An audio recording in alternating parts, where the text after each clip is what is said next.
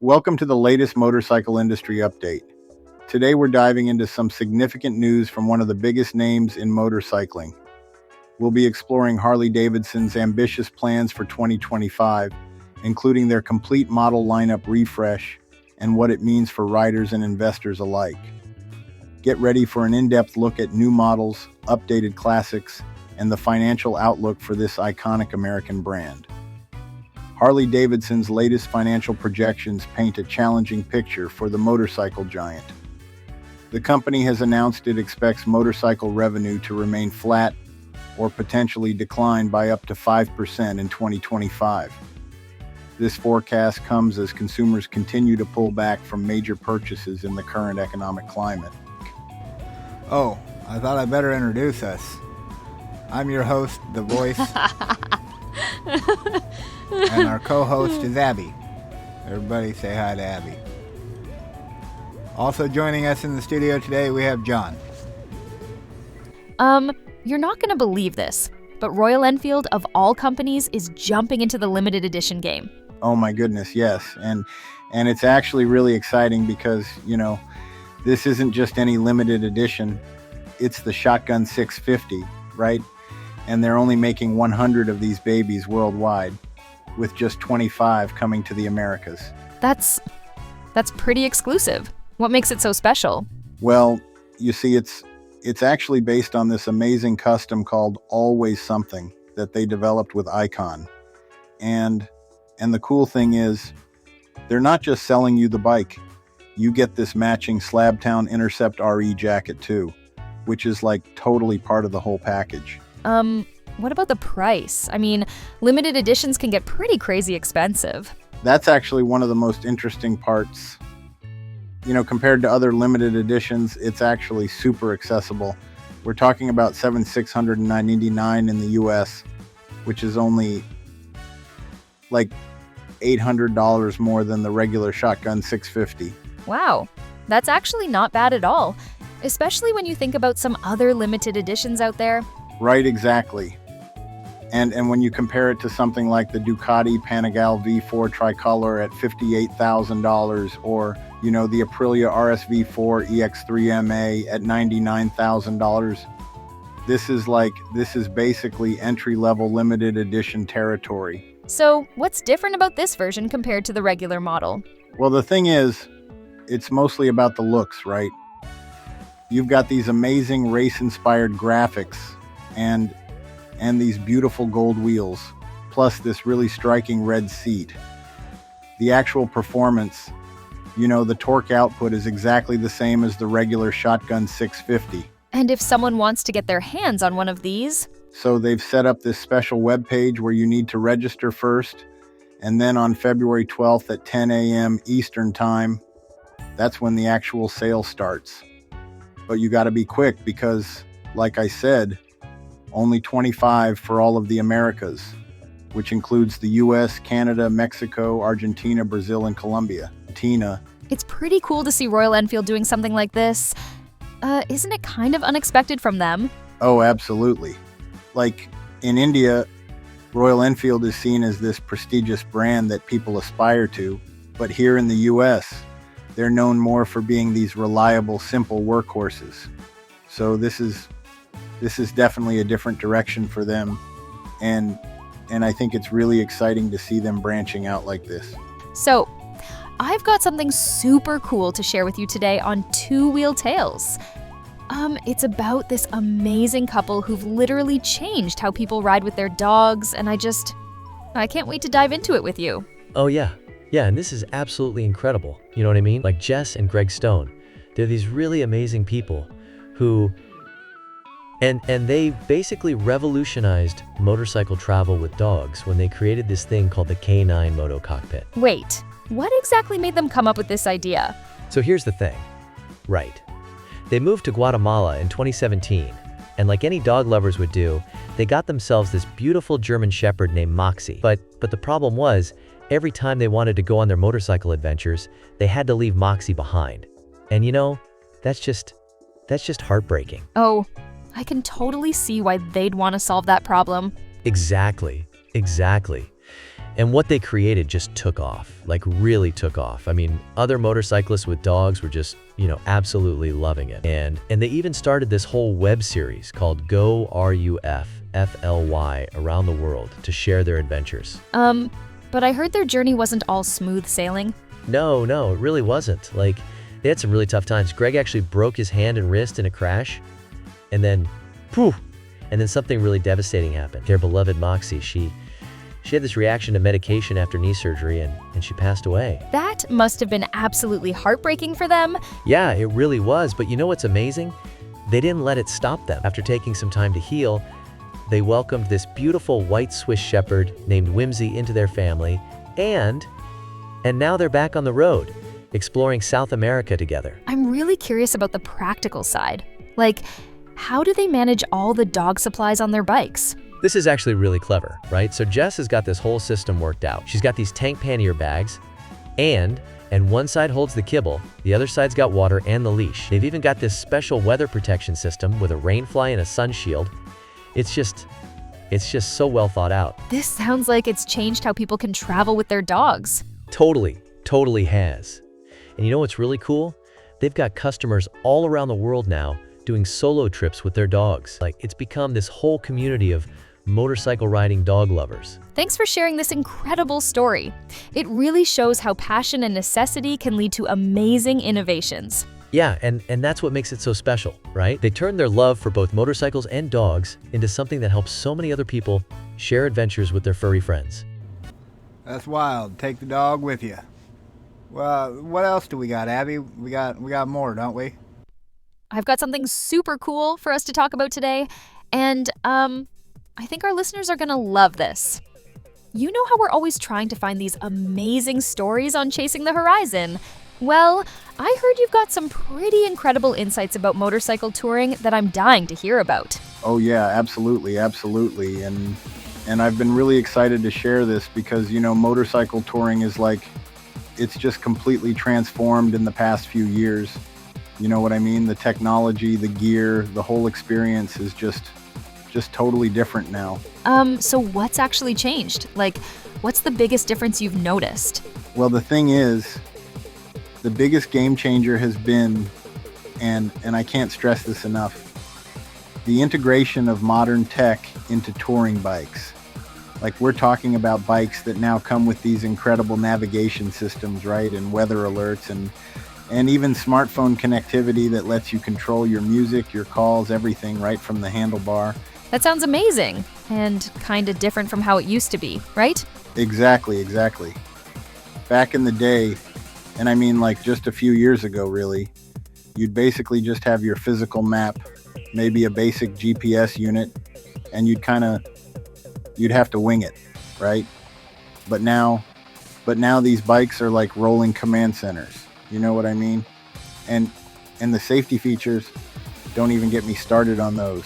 Oh, what kind of safety features are we talking about? So modern touring bikes now come with, and this is really cool, they come with adaptive cruise control, lean sensitive ABS, traction control, and some even have radar-based systems that can detect vehicles in your blind spots. It's just incredible how far we've come. Does all this tech maybe take away from that classic feeling of freedom that motorcycling's all about?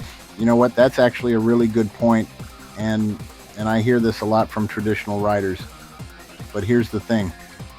All these features, they're actually giving riders more freedom, not less.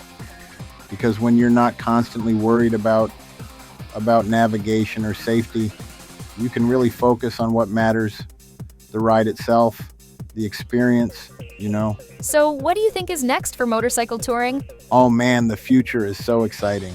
We're talking about, and this is really groundbreaking stuff, electric touring bikes that are actually practical now. Like, the range is getting better and better, charging infrastructure is expanding, and the performance, it's just mind-blowing. Plus, we're seeing more advanced weather protection, better ergonomics. It's like every aspect is being refined. Wow, sounds like touring is really entering a new era. And that's just what we're seeing now, right? The next few years are going to be even more incredible. I mean, we're talking about potential heads-up displays and helmets, even more advanced safety systems, and possibly even some autonomous features for those really long highway stretches. Well, thanks so much for sharing all this with us today on Chasing the Horizon. Any final thoughts for our listeners? Just that if you're thinking about getting into touring, like, there's never been a better time. The technology is there to support you. The community is amazing, and the experiences, they're just absolutely life-changing. So get out there and ride. What else you got, Abs? What's going on in the racing world? You know how we're always talking about these amazing racing legends on the Racing Chronicles? Well, I've been looking into this incredible story about Walter Villa, and I just had to bring it up. Oh my goodness, Walter Villa, like, what an absolute legend of motorcycle racing. And you know what's crazy? He actually won 3 consecutive world championships in the 200cc class, like back in the mid-70s. That's just incredible. Wait, so he was racing for Harley-Davidson, right? I thought they were mainly about those big cruiser bikes. Right, exactly. See, that's what makes this story so fascinating. Harley actually had this whole racing division, and Villa was just absolutely dominating on their RR250 and RR350 bikes.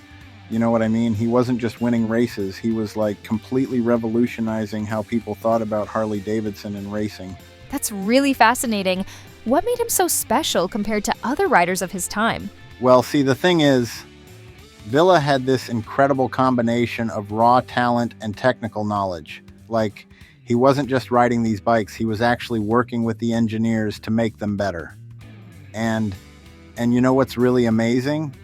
He managed to win the 200cc World Championship 3 times in a row, 74, 75, and 76. Then, just to prove how incredible he was, he went and won the 350c title in 76 too. So how does his legacy, compare to modern racing icons? See, that's such an interesting point because, if you look at someone like Valentino Rossi, who we all know is just an absolute phenomenon with his 9 world championships, you can totally see Villa's influence. And then you've got someone like Kyle Wyman, who's actually carrying on the Harley racing legacy today in the King of the Baggers series. It's like this amazing connection through time. You know what I mean? Speaking of modern racing, how different was it back in Villa's day? Oh man, it was like a totally different world. The bikes were way more basic, right? And riders had to really understand the mechanics.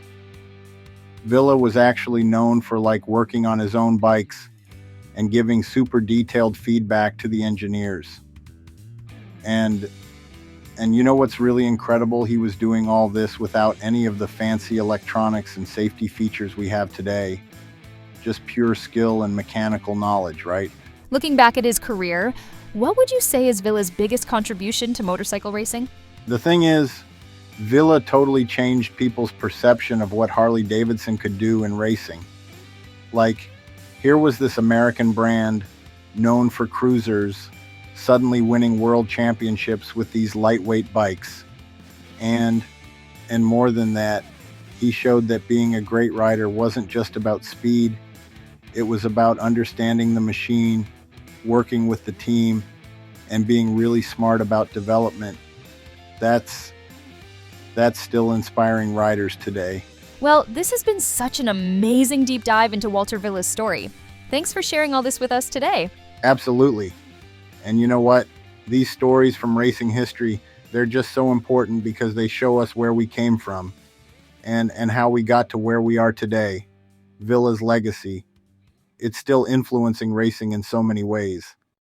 Amazing. Now, Abby, tell the ladies and gentlemen about the women of exceptionalism that you've highlighted to tell us about today. Ladies and gentlemen, extraordinary life of a true trailblazer in the world of motorsports, Mary McGee. Born on December 12, 1936 in Juneau, Alaska, Mary shattered gender barriers and redefined what was possible for women in racing. Her journey from car racing to becoming the first American woman to race motorcycles is a testament to her indomitable spirit, passion, and resilience. During World War II, due to concerns about Alaska's vulnerability to Japanese invasion, she was sent to live with her grandparents in Iowa. In 1904, her family relocated to Phoenix, Arizona, where she would later meet her husband, Don McGee, a mechanic. It was Don who introduced Mary to the world of racing, a domain predominantly occupied by men at the time. In the late 1950s, Mary began her racing career in sports cars, showing immediate promise in Sports Car Club of America events. She competed in various races, driving prestigious cars like Porsches and Ferraris. Her talent behind the wheel did not go unnoticed, and she quickly gained respect in the racing community. Porsche dealer and former motorcycle racer Vasek Polak suggested that riding motorcycles could enhance her car racing skills. Taking this advice to heart, Mary purchased a 200cc Triumph Tiger Cub from a friend and began learning to ride. Her enthusiasm and aptitude for motorcycling grew rapidly. In 1960, Mary made a bold decision to transition from car racing to motorcycle road racing. This move was groundbreaking, as she became the first American woman to hold an FIM license in the United States. Racing authorities, unaccustomed to female competitors, required her to pass a test before allowing her to race. She did so with flying colors, riding a 125cc Honda CB92 and donning a distinctive pink polka dot helmet. In 1963, encouraged by Hollywood icon and racing enthusiast Steve McQueen, Mary ventured into motocross. She became the first woman to compete in motocross events in the United States, a feat that required not only exceptional skill, but also immense courage to face the prevailing gender biases of the era. Mary's participation in motocross was more than symbolic. She competed fiercely against male counterparts, earning their respect through her determination and prowess on the track. Her involvement in the sport paved the way for future generations of female motorcycle riders, demonstrating that talent knows no gender. In 1967, she participated in the grueling Baja 1000, becoming the first woman to do so. The Baja races are notorious for their harsh conditions, testing the endurance and skill of even the most seasoned racers. Mary's successful completion of the race was a testament to her resilience and tenacity. In 1970, Mary achieved another historic milestone by becoming the first person to complete the Baja 500 solo. This accomplishment underscored her exceptional endurance and unwavering determination, further solidifying her legacy in the annals of motorsport history. In 2010, she was inducted into the American Motorcyclist Association Hall of Fame, honoring her pioneering achievements and influence in the racing world. Her story has been immortalized in the documentary Motorcycle Mary, which chronicles her journey and the barriers she broke throughout her career. Mary McGee's life was a testament to breaking barriers and challenging societal norms. Her passion for racing and her fearless pursuit of her dreams have inspired countless individuals both within and beyond the motorsport community. Mary passed away on November 27, 2024, at the age of 87, leaving behind a legacy that will continue to inspire future generations of racers. Her journey from a young girl in Alaska to a pioneering figure in motorsports is a story of passion, resilience, and breaking barriers. Her legacy continues to inspire and pave the way for future generations of racers. Nice. Well, that's really cool, Abby. We got to take a quick commercial break. We got a commercial from today's sponsor, Bleek Rides. Let's give it up for Bleek Rides. Yeah, hello, am I connected? Yeah, this is Bleek Rides. Looking for freedom, adventure, and the untold stories of the open road? Bleek Rides is your destination for everything motorcycle, from thrilling rides and reviews, and motorcycle history to true crime tales with a two-wheeled twist. There's something here for every rider or dreamer. Join me, Bleek, as we explore the beauty of the journey and the brotherhood of the ride. Hey everyone, welcome back to Chasing the Horizon. I've got some exciting news to share about an incredible woman making waves in the motorcycle community. The Voice, you won't believe what Amanda Zitto has been up to this year. Amanda Zitto? Oh, you mean the force behind the Magpie Flies? I've been following her adventures. She's really been pushing boundaries this year, hasn't she? Absolutely! She's been all over the United States, and get this, she even tackled Alaska. What impresses me most is her minimalist approach to moto camping.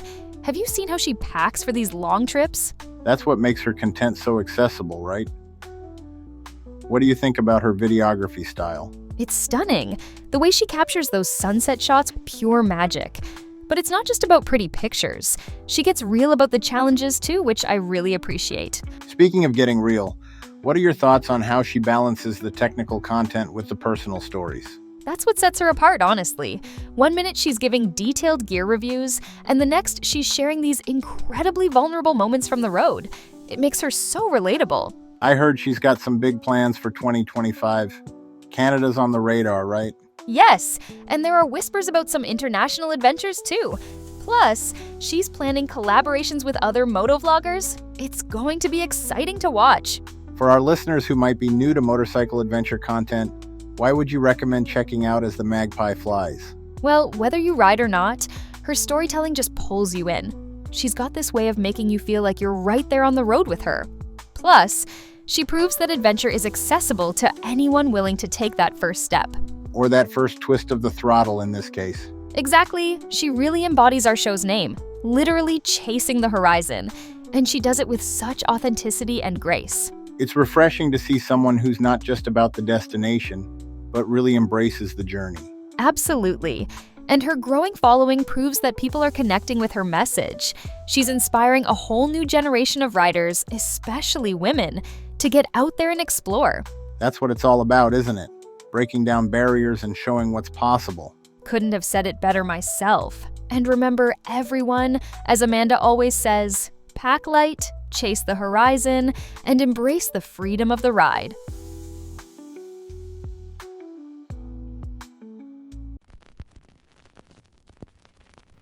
Up next, we got a listener submission. We got a letter from young Carl, and his father, Dan, helped him send it. Carl's been learning to ride, and Dan's been teaching him, and Carl wrote a very interesting little short story about motorcycles and superheroes. So let's hear it. Let's hear it for Carl and Dan. Yeah, no, Abby, you go ahead. You read it. You read it. In the shadowed streets of Cedar Point, crime had taken root like weeds in an abandoned garden. The people had grown tired, the authorities overwhelmed. That's when he appeared. No one knew his name, but they called him the Night Rider, a masked figure clad in dark leather, gliding silently through the night on a matte black motorcycle. It wasn't just any bike, it was a beast of a machine with a growling engine that sounded like thunder on the horizon. The Night Rider didn't fight crime with fists alone. He was clever, resourceful. His motorcycle wasn't just a ride, it was his partner. Equipped with gadgets his father had helped him build, it carried smoke canisters, a grappling hook, and even a hidden compartment for first aid. The townspeople whispered about his arrival, but the villains he hunted, they didn't get the chance. One night, the rider's mission became personal. A gang of thieves had been terrorizing local businesses, leaving shopkeepers too afraid to open their doors. Among their victims was the old bike shop, where the rider had learned to ride as a boy alongside his father. The thieves had taken everything, leaving the shop in ruins. That night, the rider donned his helmet with a new purpose. He waited until the gang gathered in an abandoned warehouse on the outskirts of town. The sound of his engine echoed through the empty streets, sending a warning to the criminals inside. Their time was up. The rider approached fast, his headlights slicing through the darkness. The gang scrambled, but they didn't stand a chance. Smoke filled the warehouse as he weaved through the chaos, his bike spinning in tight circles as he deployed the tools his father had taught him to use.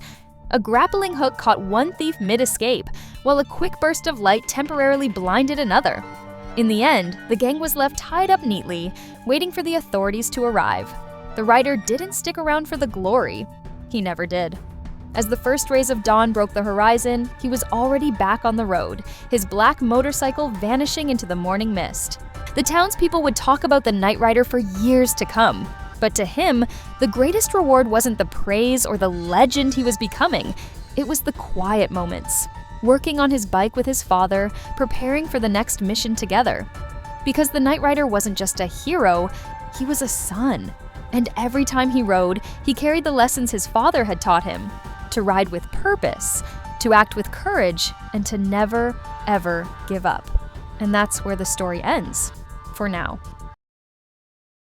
All right, thanks for tuning in, everybody. That was Chasing the Horizon. Thank you, and tune in next month. Maybe there'll be more from Chasing the Horizon.